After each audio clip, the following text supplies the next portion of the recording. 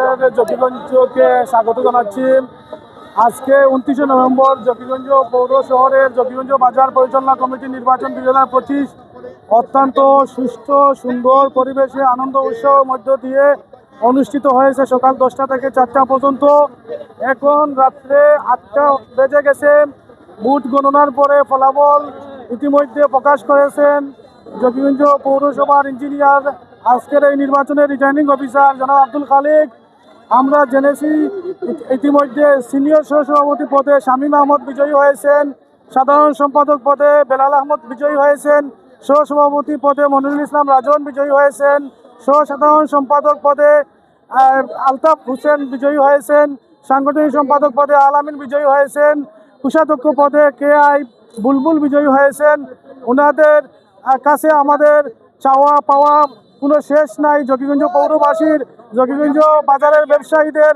কারণ আপনারা জানেন গত এক সপ্তাহ থেকে এই যে পৌর প্রশাসক জনাব প্রণয় বিশ্বাস এই উদ্যোগ নিয়ে এই আয়োজন করেছেন, ওনার কাছে কৃতজ্ঞতা প্রকাশ করে ধন্যবাদ জানাচ্ছি। সাথে পৌর প্রশাসক সবাইকে ধন্যবাদ জানাচ্ছি। এই দীর্ঘদিন পরে হলো জকিগঞ্জ পৌর শহরের জকিগঞ্জ বাজার পরিচালনা কমিটি 2025-এর নির্বাচন অনুষ্ঠিত হলো। আমরা নির্বাচিত একটা পরিষদ পেতে যাচ্ছি।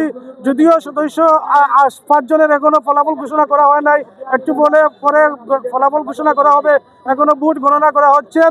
তো আমরা মনে করি এই নির্বাচিত হবেন যারা 60টি পদে 33 জন প্রার্থী প্রতিদ্বন্দ্বিতা করেছেন, এদের মাঝে 11 জন বিজয়ী হবেন।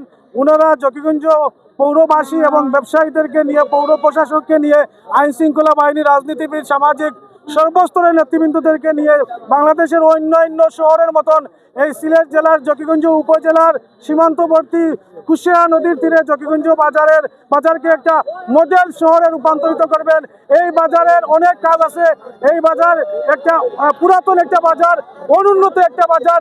এই বাজারের সর্বপ্রথম যানজট নিরসন করতে হবে, পার্কিংয়ের সুব্যবস্থা করতে হবে, পানি নিষ্কাশনের ব্যবস্থা করতে হবে, এইরকম CC ক্যামেরা নিয়ে আসতে হবে। বাজারে চুরি ডাকাতি যেন না হয়।